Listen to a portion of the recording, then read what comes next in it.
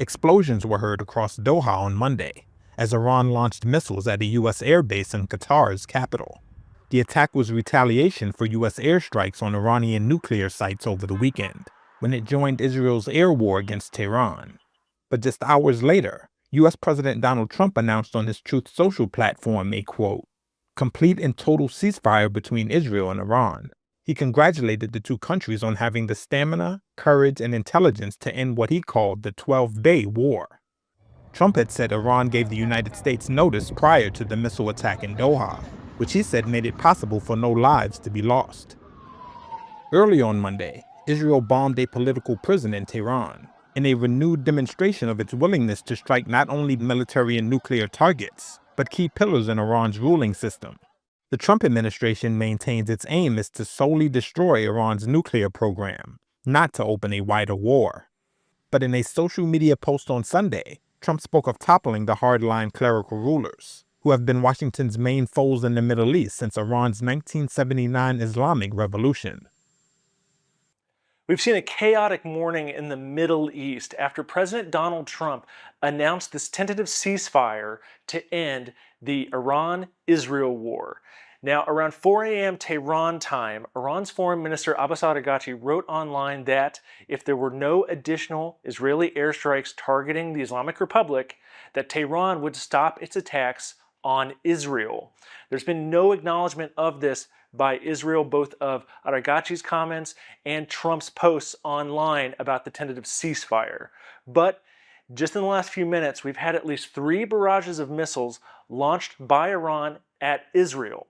Now, it's unclear how this affects the tentative ceasefire that's supposed to fully take hold today.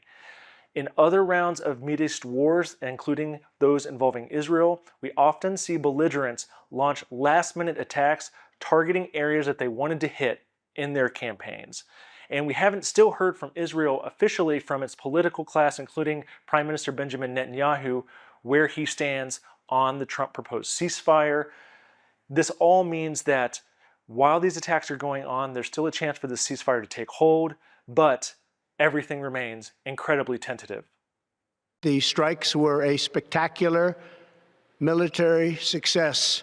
A broad majority of Americans, 79%, in a just completed Reuters Ipsos poll, said they're concerned that the conflict between the U.S. and Iran could escalate, and specifically that Iran could target U.S. civilians in retaliation.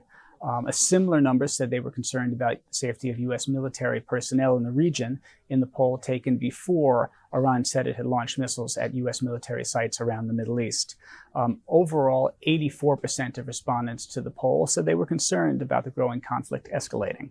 Broadly, looking at specifically Saturday night's airstrikes, 36% of respondents said that they approved, with the strongest approval being among Republicans. 69% of Trump's Republicans approved, showing that there is divide within his party on this, which is perhaps not surprising, given that he campaigned on and heretofore has governed on a promise to end foreign conflicts rather than begin new ones. 45% of respondents to the poll said they disapproved of Trump's decision to launch the airstrikes.